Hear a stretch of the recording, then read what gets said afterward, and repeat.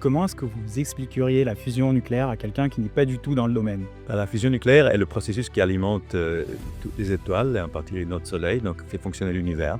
La quantité d'énergie qu'on libère, elle est gigantesque. Mais quand je parle de très chaud, je ne vais pas dire à 40 degrés ou 50 degrés, je parle de 100 ou 150 millions de degrés. Parce que ça peut être ce qu'on appelle en anglais un game changer. On en est réellement où de la fusion? On a obtenu le record du monde. ITER est souvent présenté comme une étape clé. Qu'est-ce qu'il vise réellement à démontrer? Donc les Américains collaborent avec les Chinois. Les Coréens collaborent avec les Japonais, les Chinois, les Américains, tout le monde, les Indiens. Très intéressant de voir comment on peut marcher ensemble pour un projet, si le projet est un projet de paix. C'est la première fois qu'on fait ça dans l'histoire de l'humanité. Et à mon avis, c'est peut-être la chose la plus difficile qu'on a jamais faite dans l'histoire. Est-ce que à ce moment-là, vous aviez vraiment l'impression de repousser la limite de la connaissance humaine? On travaillait vraiment jour et nuit. Il y a beaucoup de startups qui lèvent vraiment beaucoup d'argent. Peter Thiel ou Sam Altman qui ont investi. Il y en a qui ont levé des milliards. Votre groupe a co-publié un article avec l'équipe DeepMind et notamment le CEO, Demis Hassabis, qui a entre-temps reçu le prix Nobel. Moi, je voulais vraiment trouver un but pour la société, puis je l'ai trouvé dans ces recherches. Est-ce que l'IA a déjà un impact visible sur la filière? J'aurais jamais une maison alimentée par la fusion, malheureusement. Vous êtes sûr de ça? Non. Professeur Fassoli, vous êtes physicien, chercheur dans le domaine de la fusion et de la physique des plasmas et vice-président pour les affaires académiques de l'École polytechnique fédérale de Lausanne. Vous étiez également par le passé le président du consortium européen pour la fusion nucléaire, Eurofusion, et vous êtes aussi l'ancien directeur du Swiss Plasma Center. Ce que je vous propose aujourd'hui, c'est de parler de la fusion nucléaire, de son importance pour l'humanité et aussi des défis qu'elle comprend, et plus largement du monde académique et de votre parcours. Et puis on verra où la conversation nous mène. Est-ce que ça vous va? C'est parfait, avec plaisir. Pour commencer simplement, comment est-ce que vous expliqueriez la fusion nucléaire à quelqu'un qui n'est pas du tout dans le domaine? Et pourquoi est-ce qu'elle est aussi importante pour l'humanité? La fusion nucléaire est le processus qui alimente toutes les étoiles, en particulier notre Soleil, donc fait fonctionner l'univers. Donc c'est un processus naturel. Ça consiste en mettre ensemble de petits noyaux d'éléments très légers, comme l'hydrogène, donc le plus léger, et à faire des noyaux légèrement moins légers, comme l'hélium. Donc c'est comme ça que le Soleil, encore une fois, fonctionne. Donc c'est l'inverse de la fission nucléaire qui consiste en casser des noyaux très lourds et instables pour en faire des noyaux un tout petit peu moins lourds, mais encore relativement lourds et encore instables, donc radioactifs, et en tirer de l'énergie. Pourquoi est-ce qu'on tire de l'énergie dans les deux cas? Parce qu'en mettant ensemble les tout petits noyaux et en cassant les grands noyaux, on va vers des noyaux plus stables, donc qui ont besoin de moins d'énergie pour rester ensemble, et donc on peut libérer de l'énergie. La quantité d'énergie qu'on libère, elle est gigantesque. Et déjà, dans la fission nucléaire, on en libère beaucoup.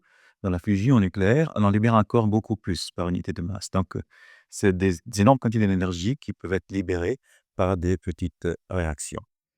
La fusion fait fonctionner les étoiles et notre Soleil, comme je l'ai dit, donc c'est à la source de toute l'énergie que nous avons sur Terre, en fait.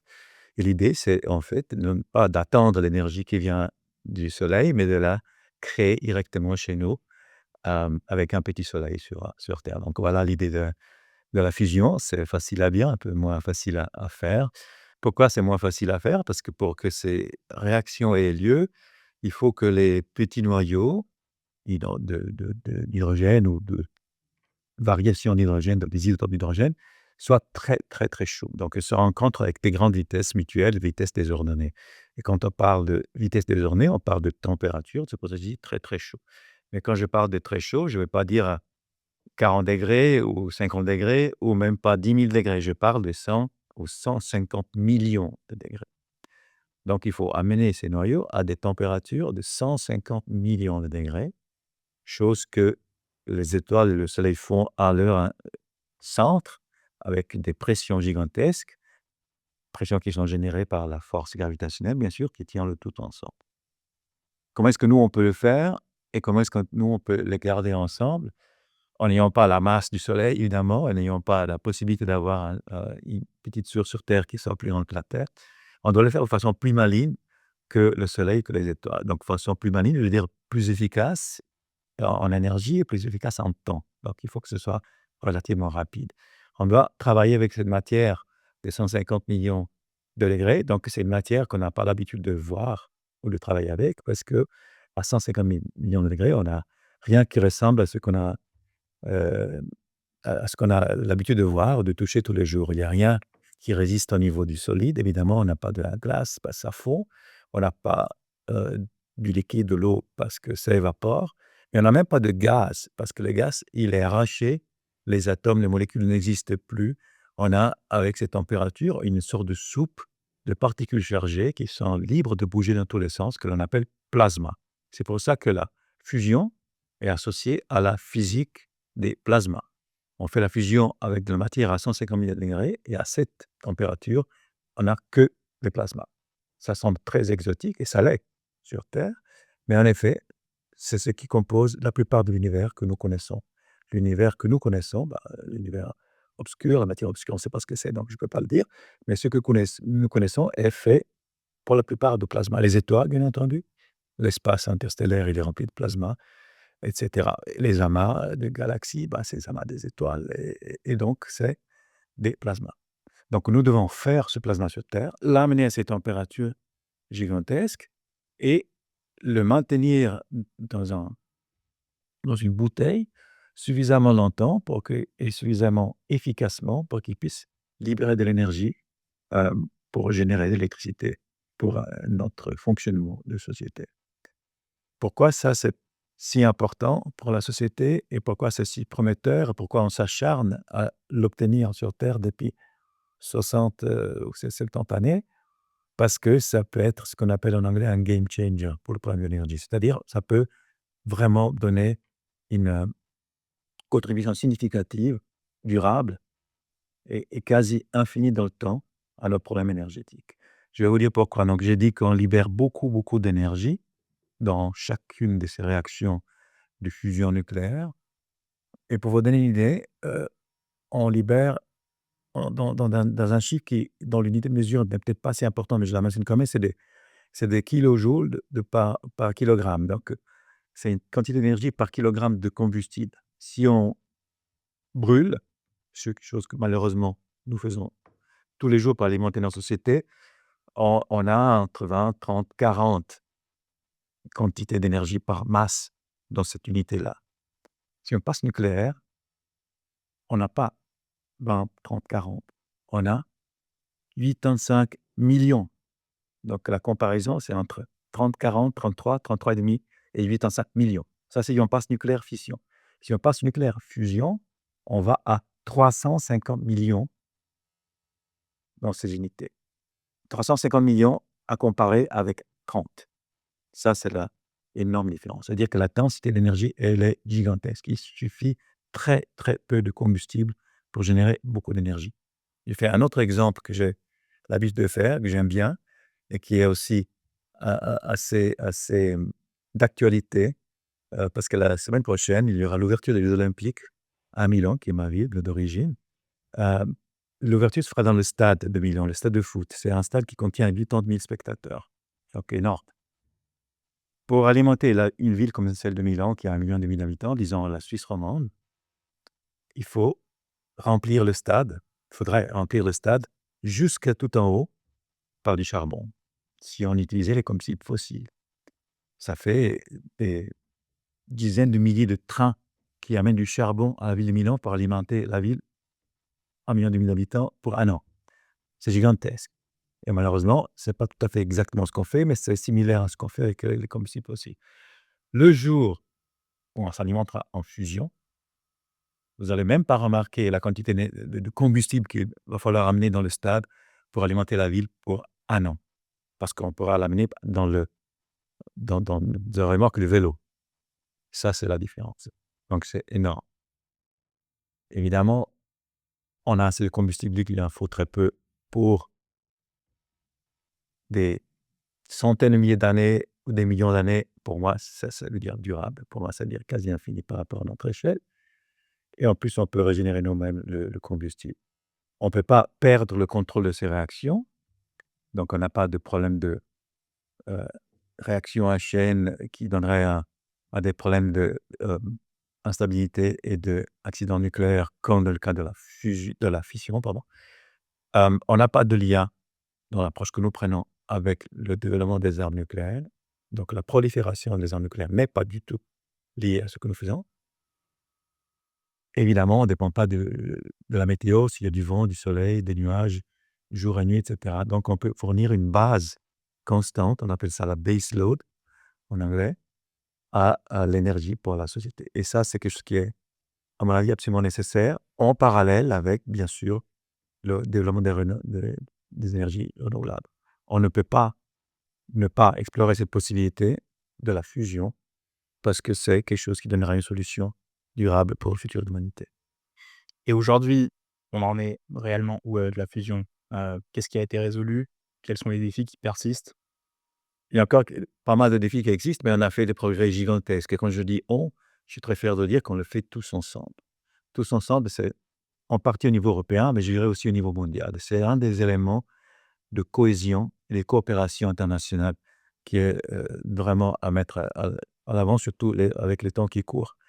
On a collaboré depuis 1958 sans aucun secret, parce qu'on a compris que la fusion, en tout cas dans l'approche magnétique que je décris dans un moment, n'a pas d'implication militaire, donc pas de secret. On s'est rendu compte que c'était vraiment un défi gigantesque pour l'humanité, très difficile à faire une étoile sur Terre. C'est tout simplement très difficile. Donc il fallait se mettre ensemble. Et on s'est mis ensemble. Les résultats qu'on a obtenus, on les a obtenus ensemble. Et les résultats qu'on obtiendra, on les obtiendra ensemble. On a obtenu des résultats très, très importants dans les deux approches. L'approche que je pense être celle qui promet d'aller plus rapidement vers un réacteur qui est basé sur les champs magnétiques, mais aussi l'approche qui est basée sur des mini-implosions de petites pilules. Je vais expliquer un peu la différence entre les deux approches. Donc, c'est l'approche que nous prenons en Europe et en particulier en Suisse. Avec les champs magnétiques, ça marche comment? Bah, le plasma est fait, comme j'ai dit tout à l'heure, c'est une soupe de particules chargées. Les particules chargées sont sujettes aux forces électromagnétiques, électriques et magnétiques, et notamment, elles sont sujettes à la force magnétique, c'est-à-dire on peut les piéger avec des champs magnétiques, des aimants construits de façon particulière et de façon particulièrement, on va dire, maligne pour créer une cage de laquelle le plasma ne peut pas s'échapper. Et ça, c'est donc l'approche magnétique. Et ça se manifeste dans des configurations optimisées qui s'appellent tokamak ou stellarateur selon les détails de comment créer cette cage qui piège l'étoile, quoi, la petite étoile. Nous avons par exemple ici sur le site de l'EPFL un des tokamaks les plus importants d'Europe, donc du monde, qui génère des plasmas 20-30 fois par jour avec des températures plus chaudes que le son du soleil. Ça va à une centaine de mètres d'où on est en ce moment. C'est un tokamak, donc c'est une cage magnétique qui piège ce plasma dans lequel on injecte des micro-ondes pour générer des températures, comme on dit, thermonucléaires, donc encore une fois plus élevées que celles du son du soleil. Ça, c'est l'approche magnétique et on a obtenu des résultats très importants. On a obtenu ensemble en Europe, dans l'expérience qui s'appelle JET, en Royaume-Uni, mais intégrée dans toute l'Europe, on a obtenu le record du monde de l'énergie produite sur une expérience. On a obtenu le record du monde, ça c'était il y a quelques années, de la puissance produite, et on a aussi obtenu le record du monde du gain entre ce qu'on met comme énergie et comme puissance pour entretenir le plasma et ce qui sort sous forme de chaleur. Euh, on a obtenu, là, c'est pas tout à fait nous, bah, moi j'étais pas impliqué du tout, la Suisse non plus, on a obtenu dans la filière fusion inertielle aussi des résultats intéressants. La fusion inertielle, c'est un peu l'inverse. On ne prend pas un plasma très, très peu dense, mais qui reste là très longtemps, comme dans le cas magnétique, mais on fait une sorte de mini-bombe. On fait une mini-bombe avec beaucoup de lasers, c'est 192 lasers qui sont lancés de tous les côtés de façon très uniforme sur une toute petite pilule qui, après avoir été pelé dans sa surface externe, dans sa peau, bah, il a une sorte d'implosion, donc devient très chaud, devient un petit plasma et fusionne. Et elle peut évidemment atteindre des conditions dans lesquelles elle peut générer de l'énergie. C'est ce qu'on appelle la fusion inertielle. Aux États-Unis, en Californie, on a obtenu plus d'énergie sur une petite implosion d'une petite pilule que l'énergie qu'on injectait sur la petite pilule. Pas que de l'énergie qu'on prenait de la grille électrique pour alimenter le laser qui faisait ça, mais quand même, localement, on a obtenu un gain positif et plus que 1. C'est une prouesse expérimentale et un résultat extraordinaire. mais qui n'est pas qui ne nous rapproche pas autant que le résultat magnétique au concept de réacteur. Et donc, pour moi, c'est une filière qui est très intéressante, mais peut-être à plus long terme pour l'application civile. C'est aussi une filière, vu que c'est des mini-explosions, qui a un intérêt lié aux applications militaires. Donc, pour moi, ça n'a pas d'intérêt personnel. Euh, Revenons à la filière magnétique, on a obtenu ces résultats dans le plus grand tokamak du monde jusqu'à l'année passée, qui est le tokamak européen, construit par tous les pays européens ensemble, avec des collaborations évidemment avec les Américains, les Chinois, les Indiens, etc. Collaboration européenne dans laquelle la Suisse joue un rôle central. Donc, c'est pas que l'Union européenne, c'est une collaboration dans laquelle nous avons vraiment un rôle central. Mais on a souligné, déjà, je l'ai déjà dit, mais je vais le re-souligner, on obtient ces résultats parce qu'on travaille tous ensemble.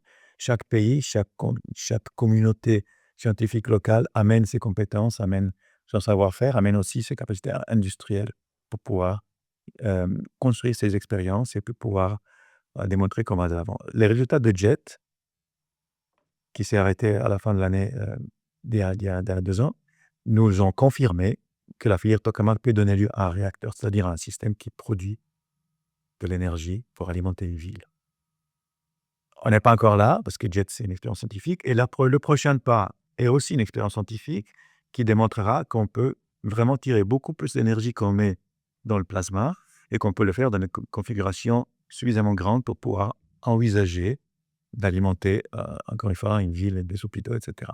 Ce projet, c'est un projet qui est mondial, n'est pas uniquement européen, mais c'est un projet mondial, ça s'appelle ITER. C'est le projet qui est en construction, enfin, c'est plutôt un assemblage, je dirais, c'est les dernières phases de la construction au sud de la France, près de Aix-en-Provence. Et c'est un projet qui est conduit par, en fait, dans le cadre d'un traité international. ITER est un traité international qui a été signé par différents partenaires. Le partenaire principal est l'Europe, qui couvre presque la moitié des ressources. Après, il y a les États-Unis, la Chine, l'Inde, la Corée, le Japon, Corée du Sud, évidemment, le Japon, et je ne sais plus si j'ai oublié quelqu'un. Mais enfin, ça fait 7 partenaires qui collaborent. Donc, les Américains collaborent avec les Chinois, les Coréens collaborent avec les Japonais, les Chinois, les Américains, tout le monde, les Indiens. C'est vraiment très, très intéressant de voir comment on peut marcher ensemble pour un projet, si le projet est un projet de paix, comme la fusion nucléaire. Et donc ITER est souvent présenté comme une étape clé, comme vous dites. Donc ce projet, qu'est-ce qu'il vise réellement à démontrer? Il vise qu'on peut produire plus d'énergie avec la fusion que ce qu'on injecte, et si j'ai bien compris, heu, ils estiment qu'ils pourraient atteindre un quotient de 10, c'est-à-dire, produire 10 fois plus d'énergie que ce qu'on en injecte, ou, C'est c'est exact, bien ça? c'est exact, c'est exact. Alors, c'est pas 10 fois plus d'énergie qu'on prend de la grille électrique et on va pas générer en ITER de la puissance électrique qu'on remet dans la grille, mais c'est une démonstration scientifique qu'on peut produire 10 fois plus de puissance dans le plasma que la quantité qu'on lui injecte, et dans le cadre, non pas d'un rapport de 2 petites puissances, mais d'un rapport de 2 grandes puissances. On injecte 50 millions de watts et on en retire 500. Ça, c'est l'idée, et pour des minutes, pas pour une fraction de seconde. Et ça, c'est très important parce que dire que l'intégration de toutes les composantes, de tous les systèmes qui sont là pour faire fonctionner une machine de cette envergure, bah, elle est démontrée, elle sera démontrée. En effet, ITER prend beaucoup de temps parce que c'est la première fois qu'on fait ça dans l'histoire de l'humanité. Et à mon avis, c'est peut-être la chose la plus difficile qu'on a jamais faite dans l'histoire de l'humanité, en tout cas pour des fins pacifiques. C'est pour ça que c'est dur, c'est simplement difficile de le faire. Mais on y arrive, on y est. Maintenant, on a quelques années de retard, on a évidemment des surcoûts. Dans un projet de ce genre, je crois que c'est tout à fait naturel. On aurait pu faire plus simple? Oui, on aurait peut-être pu faire plus simple. Mais l'idée, c'est que tous les États qui participent amènent des choses, amènent des composants, amènent les compétences pour que tout le monde puisse aussi développer des compétences et des savoir-faire industriels au autant que scientifiques. Ça veut dire qu'il n'y aura pas de colonisation dans le cas de l'énergie de la fusion, et ça, pour moi, c'est très important. Peut-être ça vaut aussi quelques retards dans un projet pareil. Naturellement, si on attend la fin d'ITER, ça sera très tard. Donc, l'idée que je poussais quand j'étais responsable du programme européen avec les collègues était de ne pas attendre la fin d'ITER pour parler de l'avant avec les prochaines étapes. mais plutôt de faire des choses en parallèle. On a appris des leçons d'ITER déjà dès sa conception, dès son design, dès son le procurement, donc le fait de construire les composants et surtout maintenant de les mettre ensemble. Après, il y aura l'opération. Donc on apprend au fur et à mesure, on n'a pas besoin d'attendre la fin pour pouvoir lancer la prochaine étape. La prochaine étape, il faut la lancer maintenant. On est en train de la lancer et c'est ce qui démontrera non seulement qu'on peut obtenir plus d'énergie qu'on injecte, plus de puissance qu'on injecte, dans le cadre d'une expérience scientifique, mais qu'on peut le faire au niveau, entre guillemets, commercial, qu'on peut produire de l'énergie efficacement, une énergie nette que l'on peut injecter dans la grille, une énergie électrique de quelques centaines de millions de watts, c'est-à-dire qui alimente une ville comme Lausanne ou Lausanne et Genève ensemble, et qu'on peut le faire non pas sur une expérience qui a lieu le 15 août d'une certaine année, mais qui a lieu 30-40 fois par jour, tous les jours, 365 jours par année, pendant des décades, des décennies. Et ça, c'est très, très important. Ça, c'est une étape qui a différents noms possibles. Moi, je l'appelle démo. C'est un réacteur de démonstration. Et c'est la dernière étape euh, qu'il nous faut pour arriver au déploiement commercial de la fusion. Et justement, le déploiement commercial, parce que le mécanisme finalement par lequel on alimente, la grille, électrique par la suite, c'est toujours le même. Donc c'est des, c'est de l'eau qui va faire tourner les turbines, par la suite et heu et donc on chauffe cette eau avec l'énergie De la fusion, ouais. Ouais. issue du tokamak, si c'est une approche tokamak. Tout à fait, tout à fait. Ça peut être de l'eau, ça peut être d'autres fluides, mais une fois que nous, on nous donne cette énorme on donne cette énorme quantité de chaleur, je crois qu'on a gagné la guerre, quoi. Donc après, comment on transforme la chaleur? Est-ce qu'on la transforme en électricité par des cycles thermodynamiques, qu'on espère de plus en plus efficaces? Évidemment limité par ce que j'espère vous rappeler être le théorème de Carnot. Heu donc les rapports de température. On aura peut-être la production d'hydrogène, de gaz, vecteur d'énergie, d'hydrogène, où il y a de l'aluminium. Enfin, il y a plusieurs possibilités. Une fois qu'on a cette production de chaleur et qu'elle est, continue et permanente et que peut être contrôlée, je pense que c'est bon. J'aimerais bien, si possible, m'attarder un peu sur, ce processus de coordination parce que comme pour beaucoup de méga projets scientifiques, quand on regarde la fusion, on a l'impression que c'est, comme vous le dites, en fait, autant un challenge, de coordination et de gouvernance qu'un challenge scientifique. Est-ce que comment est-ce que vous voyez les choses, depuis l'intérieur? Quels sont peut-être les plus gros obstacles au quotidien avec ça, dans votre, voilà, expérience de coordination, de gouvernance? Ben, comme vous pouvez imaginer, le plus grand obstacle, c'est la géopolitique. Donc on doit jongler avec la géopolitique au quotidien. Mais quand on est, dans une communauté scientifique qui a cette vision, qui est claire et nette pour un but et le but, dans notre cas, c'est pas un prix Nobel, que si ça vient, personne ne va être mécontent. Mais c'est vraiment pas le but. Le but, c'est de servir la société pour résoudre un problème qui est un problème fondamental pour notre planète et donc pour nous tous et toutes. Heu et on est humble devant cette difficulté de reproduire une petite étoile sur terre. Et quand on est humble, on fait les choses bien ensemble. On reconnaît qu'on a besoin les uns des autres. Et quand on y a cette base, après, on va ensemble, en tout cas en principe, et ça a marché jusqu'à maintenant, chez les gouvernements respectifs, et cetera, pour avoir le fonds et les financements. Et en particulier maintenant, on va ensemble aussi chez les privés et les investisseurs parce qu'on commence à avoir une vague d'investissement qui est très, très importante. Il est clair que coordonner tout ça, c'est pas évident. Donc pour moi, c'était un exercice très intéressant de le faire pendant plusieurs années, dans le consortium européen, puis de collaborer aussi avec les non-européens, bien entendu, parce que chacun a ses prérogatives, chacun a ses clichés qui d'ailleurs sont en général relativement vrais, mais chacun a aussi ses atouts à amener. Donc le défi, c'est transformer les péculiarités des uns et des autres en force de l'ensemble. Et ça, c'est quelque chose qu'en Europe, on a, je pense, pu faire, en tout cas en bonne partie, et que je souhaite qu'on continuera à faire, même s'il y a des tendances peut-être à se refocaliser sur les États individuels ou même sur les groupes industriels individuels. C'est un peu un problème de nos jours en général. Et ça, pour l'instant, ça a un peu épargné la fusion, mais j'ai quelques craintes que ça ne l'épargnera pas complètement. Donc voilà, c'est un défi, mais c'est à la fois une force et une fierté d'avoir pu le faire. Et l'Europe, s'il y a un domaine dans lequel l'Europe a été devant, c'est la fusion. Et c'est quelque chose qui est dû, et je l'ai répété à tous les politiciens, gouvernants, lobbyistes et n'importe qui que j'ai rencontré.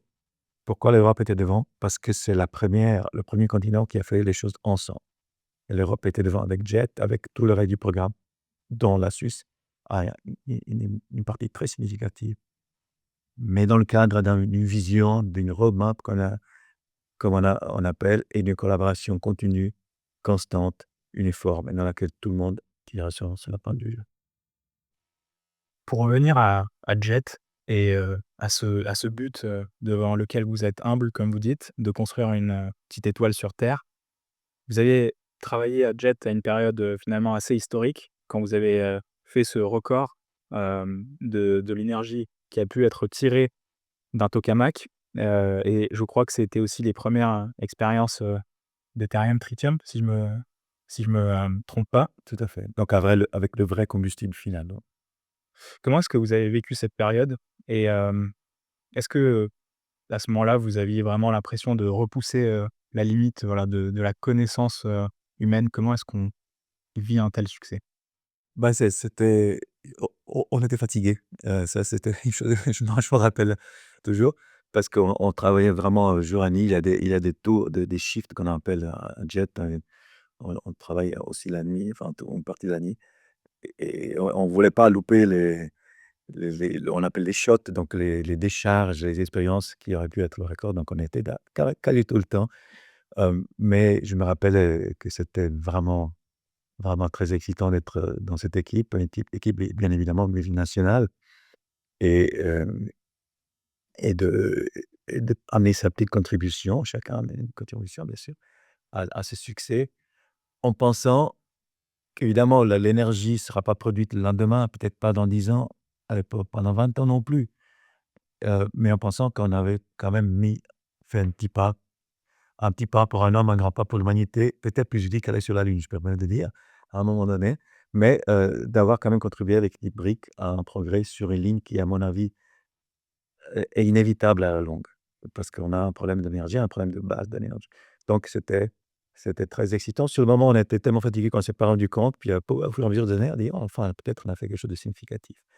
Mais comme encore une fois, je dis toujours «on», je dis toujours «nous», je dis jamais «je», et puis il n'y a personne que j'ai connu dans le monde de la fusion, en tout cas, personne qui a gardé une bonne présence ne parle en termes de «je», et ça, c'est très important, et ça serait important dans d'autres domaines, hein.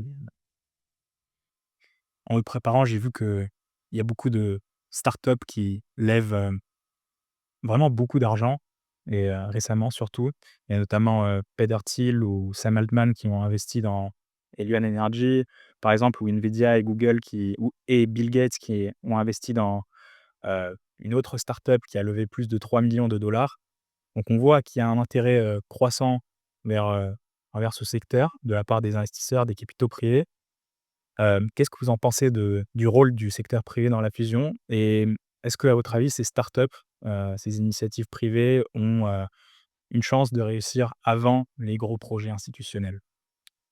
Je pense que c'est une excellente chose. Évidemment, ça montre que le monde croit à ce que nous faisons, et nous avons fait ce que nous avons fait exactement pour ce but-là, pour qu'un jour, quelqu'un dans le monde privé puisse, prendre le relais et commencer à produire des réacteurs. Est-ce qu'on est à ce point-là? Ça, c'est un sujet un petit peu, hem, délicat.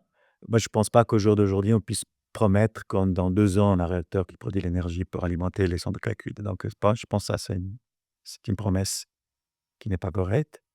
Par contre, avoir des investisseurs et des spin-offs qui sont des startups qui sont importantes en taille et importantes en connaissances et en contribution, c'est non seulement excitant et intéressant, mais c'est fondamental et nécessaire. Moi, je pense que le prochain pas de la fusion se fera uniquement en coopération, en partenariat entre public et privé. Donc le public, et je parle de l'Europe en particulier, public tout seul, on ne pourra pas le faire parce que ça doit être fait au niveau industriel. On ne peut pas avoir des labos de recherche qui construisent un porte-avions. Donc, il faut avoir un partenariat avec l'industrie. L'industrie ne pourra pas le faire non plus de toute seule parce qu'elle a besoin des connaissances encore scientifiques et techniques très poussées et encore pour résoudre quelques petits problèmes qui restent scientifiques et technologiques pour pouvoir amener tout ce qu'on a compris, tout ce qu'on a pu commencer à faire ensemble dans un seul projet, puis créer un réacteur qui génère de l'énergie. On n'est pas encore tout à fait là, mais on y est presque. Ces investisseurs varient et les startups varient en termes de taille et en termes de compétences. Il y en a qui violent les lois fondamentales de la physique, et donc avec lesquelles je préfère même ne pas parler, en faisant des promesses totalement intenables, basées sur des connaissances très, très limitées. Il y en a qui sont faites par des ex-collègues ou des collègues qui sont excellents, qui ont une énorme capacité intellectuelle, un énorme dynamisme et qui aussi donc une énorme capacité de lever de fonds. Et puis avec cela, on collabore, nous, de l'EPFL et puis du monde public, des universités, etc. On collabore au quotidien très volontiers parce que ça, c'est la façon de faire. Il y en a qui ont levé des milliards. Et quand on parle des grands succès en ayant levé des millions, quelques millions par la fusion, malheureusement, c'est une grande entreprise. Quand on parle de millions, dizaines de millions, centaines de millions, même centaines de millions, on n'est pas à la taille nécessaire pour faire un acteur. Là, on doit parler milliards. Et parler milliards, c'est pas si évident que ça dans le monde des entrepreneurs, en Europe en tout cas. Et c'est pour ça que je dis, en tout cas pour cette décennie, de la prochaine, ça sera encore un partenariat privé qui sera nécessaire. Aux États-Unis, c'est peut-être un peu différent. Euh, il peut y avoir une partie plus dominante du secteur privé, euh, mais à mon avis, ils ont encore besoin d'un soutien intellectuel, d'infrastructures, financiers et surtout de personnel du secteur public et des universités. Pour parler encore un peu plus du secteur privé, en 2022, votre groupe, a copublié un article avec l'équipe DeepMind et notamment, le CEO, Demis Hassabis, qui a entre-temps reçu, le prix Nobel de la chimie en 2024.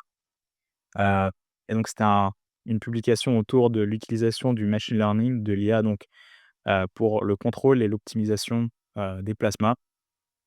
Est-ce que l'IA a déjà un impact, visible, sur la filière et sur la recherche, en fusion?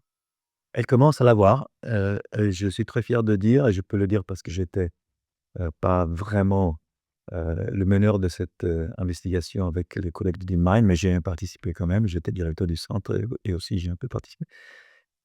Mais je suis très fier de dire que c'était peut-être le papier pionnier au monde de cette combinaison de, d'intelligence artificielle, de AI et de physique de plasma pour ensemble optimiser le contrôle du plasma de notre tokamak. Le plasma, c'est comme une savonnette, elle cherche à aller dans partout, essaye de mettre un soleil dans une petite bouteille, c'est pas évident. Et donc avoir l'aide de la connaissance physique de comment le plasma se comporte et l'aide de la IA à la fois pour pouvoir en temps réel heu, tirer des conclusions, si je peux dire comme ça, sur les mesures qu'on obtient et essayer de repousser le plasma là, il doit rester et cetera. Ça, c'est fondamental et on a démontré que ça peut marcher.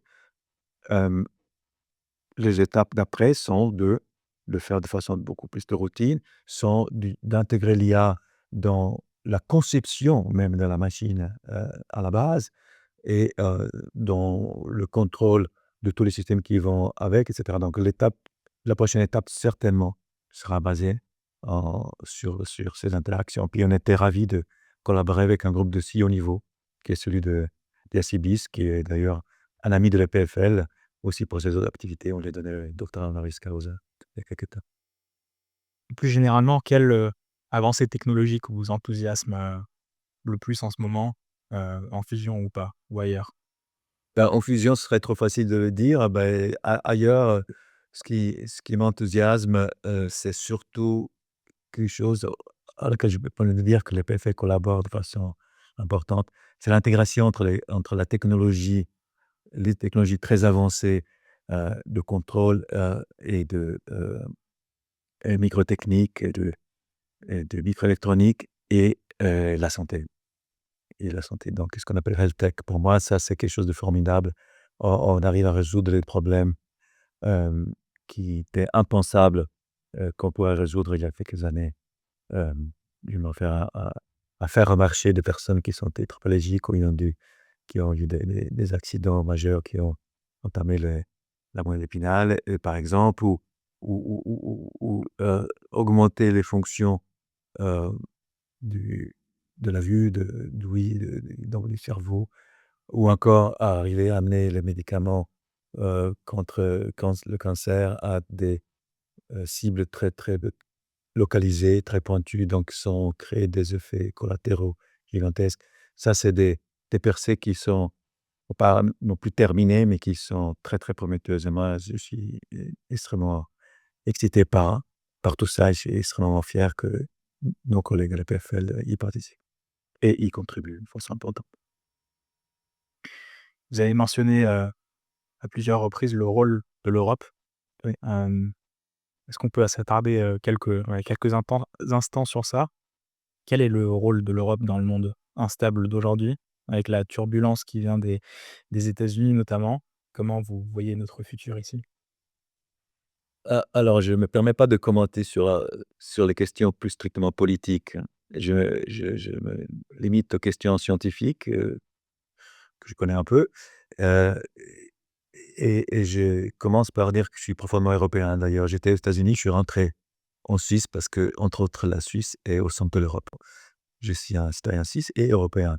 Je suis très fier d'être citoyen suisse et d'être européen. L'Europe est quand même un endroit extraordinaire en termes de culture, en termes de savoir-faire, en termes de respect des droits de l'homme, en termes de vision humanitaire. Hem, L'Europe en tant qu'institution, on peut bien sûr la critiquer parce qu'elle est complexe. Elle manque peut-être de courage des fois, mais elle est aussi quelque chose de stable, quelque chose qui garantit une continuité dans les projets, quelque chose qui garantit une qualité. Moi, je pense que c'est essentiel que la Suisse soit associée à l'Europe, mais c'est aussi essentiel que l'Europe continue dans sa lancée dans la recherche en fusion, en l'occurrence. J'ai pu témoigner, bah, elle a bien investi. Il faut qu'elle continue, qu'elle fasse maintenant saut de qualité et de quantité dans ce terme, mais en général aussi dans les recherches scientifiques et puis dans les recherches liées à l'application des découvertes scientifiques. Et je crois que le prochain programme européen, on appelle ça le programme cadre, est bien placé pour faire ça. Ça sera de loin, le programme de recherche et innovation le plus grand du monde et le plus grand de l'histoire. Il y aura, si je ne me trompe pas, il y a un financement de quelque chose comme 175 milliards d'euros pour les 5 ans en question, ce qui est énorme. Donc c'est le double du programme cadre précédent, qui était déjà le plus grand programme mondial. Et bien entendu, ça veut dire que tout le monde autour de l'Europe essaie d'être associé. Donc à ce programme, il y aura associé non pas la Suisse, bien sûr, on espère, hein, enfin, on est associé déjà, on espère le rester après les votations en Suisse, mais il y aura aussi le Canada, le Japon, la Corée, la Nouvelle-Zélande, et des pays d'Afrique, et cetera. Donc tout le monde veut s'associer, c'est pas pour rien, c'est parce que c'est un programme stable, c'est un programme avec la vertu de sélectionner en fonction de la qualité. C'est un programme grand, costaud, riche, un peu compliqué parce que voilà, c'est pas la bureaucratie la plus simple du monde. On améliore ça, puis je crois qu'on a quand même un compromis qui est excellent. Donc l'Europe doit investir dans cette capacité de R&D pour pouvoir rester, heu, compétitive dans le monde, global. Et R&D veut dire bien sûr science de base, mais veut aussi dire valorisation de la science, veut aussi dire, compétitivité et donc je crois que l'on bouge dans la bonne direction. Donc je suis, très croyant en l'Europe, on va le dire comme ça, mais il faut que ça simplifie, il faut qu'aussi qu'on se rende un tout petit peu plus agile à niveau européen. Votre parcours vous a amené à être à la fois chercheur, responsable scientifique et aujourd'hui dirigeant académique. Qu'est-ce qui vous motive, dans tout ça? Quel est votre but? Bah, j'ai disons le but de mes recherches, était l'énergie, là, donc j'ai une fusion. En essayant, bon, d'abord de faire des contributions scientifiques moi-même, et bien aussi de commencer à coordonner les collègues. On est dans ce cadre dans la big science, donc forcément on ne peut pas faire les choses tout seul. Et quand on a commencé à coordonner les collègues, on commence à s'apercevoir qu'on peut aussi avoir un impact en fédérant, en essayant de donner une sorte de élément de leadership à son domaine, et puis on peut le faire aussi sur d'autres domaines. J'ai aussi d'autres passions, dans une est l'enseignement. J'ai toujours adoré enseigner à différents niveaux. J'ai enseigné à pratiquement tous les niveaux à l'EPFL. Et donc recherche et enseignement pour moi sont les 2 choses importantes, et puis recherche et enseignement vont ensemble. Puis, bien sûr, il y a aussi la partie qui est transfert technologique. Alors quand, voilà, j'ai eu la possibilité de donner un coup de main à l'EPFL pour recherche, enseignement, transfert technologique, bah, j'ai dit: «Bah, ça correspond à ce que j'aime faire et puis ce que j'ai pu développer en termes de faire moi-même au début, puis après, commencer à le faire ensemble avec d'autres, bien sûr, et puis coordonner les autres, aider à coordonner les autres, passer le témoin aux plus jeunes générations, et tout ça, ça fait partie de notre, job au quotidien. Donc ce qui me motive, c'est, heu ce désir de créer les conditions pour qu'on puisse, nous-mêmes et nos collègues, passer le témoin, l'inspiration, les connaissances, les méthodes, à nos collègues, plus jeunes, au fur et à mesure, qui se forment pour pouvoir aller de l'avant vers un monde qui est basé sur des approches humaines d'un côté et des connaissances scientifiques aussi de l'autre, pour pouvoir, en mariant les 2 choses, aller vers un monde qui est, plus sain et qui est aussi plus durable.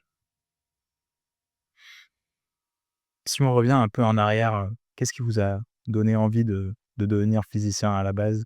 Comment où est-ce que vous avez fait ce choix de vie? Oh, des fois on dit c'est la serendipity, on dit en anglais, donc un peu par hasard. Ben, je vais pas raconter l'histoire comme quoi je faisais des pièces de mécano parce que mon oncle m'avait donné des pièces mécano, ça je crois pas trop. Bon, en fait, j'ai fait des études plutôt classiques, hein. J'ai étudié la philosophie, le latin, le grec ancien jusqu'à l'âge de 19 ans. Après, un peu de physique, bien sûr, comme tout le monde. Mais après, j'ai dit: «Bah, ça peut être un défi intéressant de regarder un petit peu la physique», et quand j'étudie la physique, évidemment, on étudie beaucoup des maths, hein, on souffre aussi, hein, pour les maths, mais j'ai vite, compris que pour moi, c'était intéressant de trouver un but ultime de ces études, et non pas juste, la satisfaction intellectuelle. C'est pas que je critique ceux qui le font pour ça, mais c'était pas mon sentiment. Je voulais vraiment trouver un but pour la société, puis je l'ai trouvé dans ces recherches qui étaient plutôt finalisées pour l'agile fusion. Et voilà ce que j'ai pris comment j'ai pris ce parcours. Après, c'est aussi au niveau personnel, et disons au niveau de vision personnelle, pour moi, c'était très, très sympathique de voir que c'était la bonne, facette de la globalisation. Parce que quand j'ai commencé à comprendre que travailler en fusion voulait dire, en fait, travailler dans un milieu international par définition, ça m'a intéressé. Ça aussi au niveau social, au niveau humain, c'est très intéressant de travailler avec des gens de toute la planète. Moi, j'ai des amis partout, partout, partout, parce que j'ai travaillé avec eux, parce que, et elles, on s'est côtoyés à dans différents endroits, et comprendre ensemble qu'on doit se se fédérer pour faire face à un défi gigantesque comme ça, je crois que c'est aussi humainement quelque chose de très, très enrichissant et très sympathique. Même si au quotidien, c'est des fois pas évident d'avoir un but qui est tellement lointain dans le temps. Mais bon, Justement par rapport à ça, est-ce que vous avez des conseils pour rester engagé et motivé sur, une durée tellement longue? c'est une excellente question.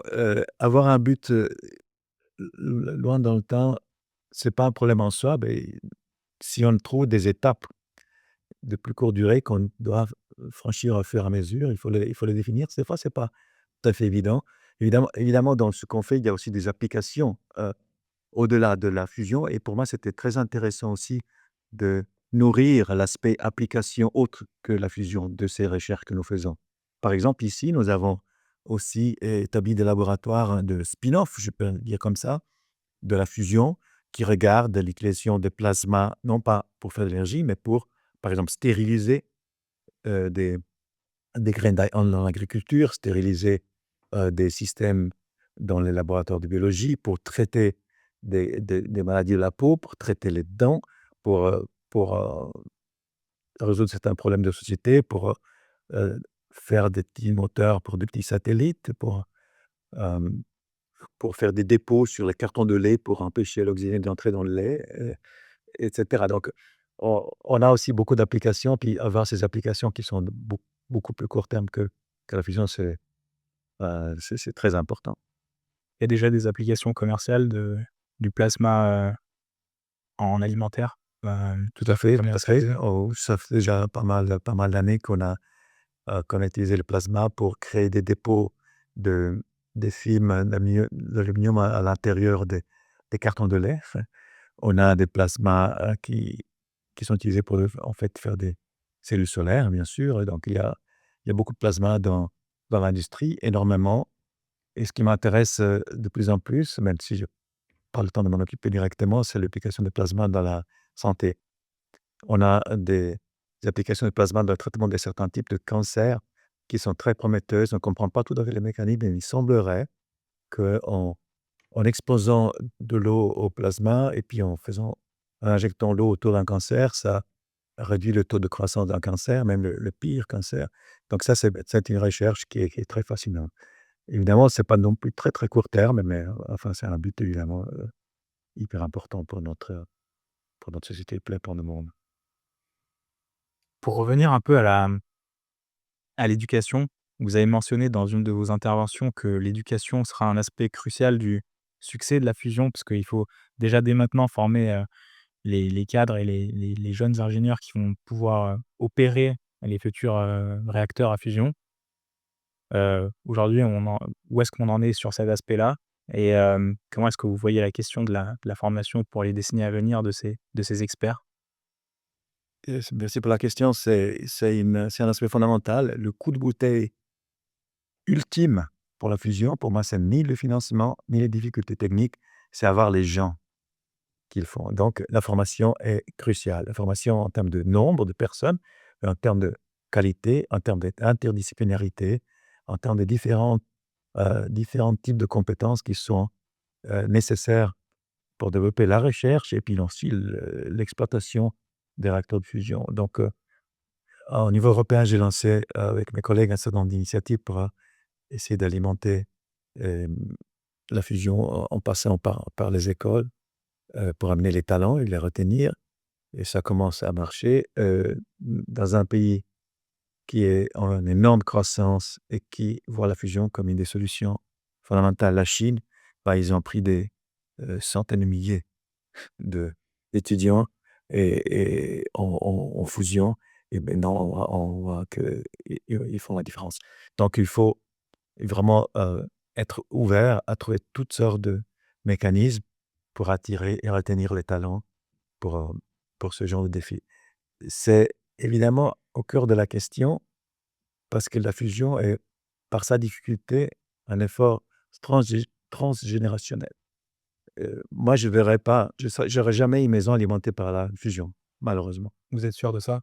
Non, je veux dire un peu pas pour, comme boutade, mais enfin, en tout cas, pendant mes années de travail avant la retraite, ça, c'est sûr et certain. J'espère que mes enfants verront, une alimentation électrique par fusion, et moi, je suis pas la première génération non plus qui a travaillé dans la fusion. Donc vous voyez, ça va à travers les générations. Ce qui en soi est aussi quelque chose d'intéressant humainement. Il y a pas beaucoup de choses qui vont à travers les générations. C'est comme construire une cathédrale. On la construit au fur et à mesure, mais ceux qui ont commencé à construire la cathédrale de Milan, pour mentionner encore ma ville natale, ben, n'ont jamais vu la fin. Mais enfin, il y a eu une fin et puis maintenant la cathédrale est là. Donc, c'est encore une fois une motivation pour un but noble et long terme qu'il faut maintenir, parce qu'on sait très bien qu'on ne le fait pas vraiment pour nous, on le fait pour nos enfants et pour nos petits-enfants.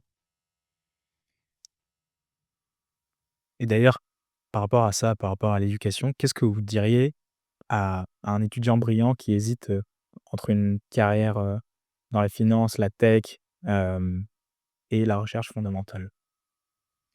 Ben, j'ai rien contre la finance, on va dire, heu, mais si une personne est brillante, heu, elle a aussi reçu un talent, hem, de ses parents, de quelques entités supérieures, je ne sais pas. Mais il ou elle a un talent. Donc avoir un talent comme on en voit beaucoup ici tous les jours à l'EPFL, c'est une chance, mais ça représente à mon avis une responsabilité aussi. Une responsabilité de pouvoir, hem, amener ce talent pour le bien. Je dirais pas forcément pour le bien de l'humanité, pas tout le monde peut travailler pour le bien de l'humanité, mais en fait pour le bien des autres et non seulement pour le bien de soi-même. Donc, c'est juste la remarque que je ferai et après je laisserai juger si ça amène à la finance ou plutôt à la fusion. Est-ce qu'il y a une question, que je ne vous ai pas posée et que vous auriez aimé aborder peut-être? Ou un sujet important? Je pense qu'on a pas mal fait le tour. Peut-être je peux revenir à la question du projet commun et projet fédérateur et la bonne facette de la globalisation. Parce que ça, il y a 20 ans, c'était acquis. Il y a 10 ans, peut-être. Et le jour d'aujourd'hui, on va vers une direction un peu opposée. Et cette direction opposée me fait peur. Me fait peur pour des questions de toutes sortes, des questions morales, mais même si on pense même pas aux questions morales, me fait peur pour la science, parce qu'en fait, on n'obtiendra jamais des résultats significatifs en travaillant dans son propre coin. Et donc, j'encourage tout le monde et je pense que la génération Erasmus, de la vôtre et celle juste précédente, moi, j'ai pas eu la chance d'avoir ça, mais je l'ai eu après, la chance de pouvoir bouger partout. Bah, il faut profiter de pouvoir bouger, de pouvoir avoir des collaborations, des amis, des copains, des copines dans tous les pays, en tout cas d'Europe, heu, parce que c'est comme ça qu'on avance intellectuellement, c'est comme ça qu'on avance humainement et c'est comme ça aussi qu'on avance scientifiquement et c'est comme ça aussi qu'on avance vers la paix. L'Europe est en paix depuis la Deuxième Guerre mondiale aussi, parce qu'on a commencé à se connaître personnellement à travers des échanges, surtout la jeune génération. Et si on fait un pas en arrière par rapport à ça, on aura oublié la leçon que l'histoire nous a donnée et ce serait vraiment dommage. Donc, ne faisons pas des pas en arrière, restons dans un cadre, en tout cas au niveau européen, globalisé. Mais globalisé, ça ne veut pas dire exploiter les autres, globaliser, ça veut dire travailler ensemble, vivre ensemble, se connaître pour pouvoir aller ensemble vers la. Pour finir, auriez-vous un message à transmettre à la jeunesse? C'est ce message-là coupé avec ce qu'on a dit tout à l'heure. Si vous avez un talent, vous avez une responsabilité. Mais ne pensez pas d'avoir une ligne directe vers vous, une ligne prédessinée par quelqu'un ou par vous-même. Prenez la vie comme elle vient, profitez des occasions, aussi de faire des bêtises, de s'éclater, de faire toutes sortes de choses, mais jamais pour le mal des autres, jamais, jamais pour la malveillance, toujours pour le bien commun. Et le bien commun, c'est pas un parcours linéaire, c'est un parcours qui est tordu. Cherchez vos défis, trouvez-les. Si vous avez des chances, saisissez-les. Si vous n'avez pas de chance, c'est pas votre faute. Et donc, vous en faites pas, faites ce que vous pouvez. Professeur Fassoli, merci beaucoup pour cet échange, pour bien ce temps. Merci. Un plaisir.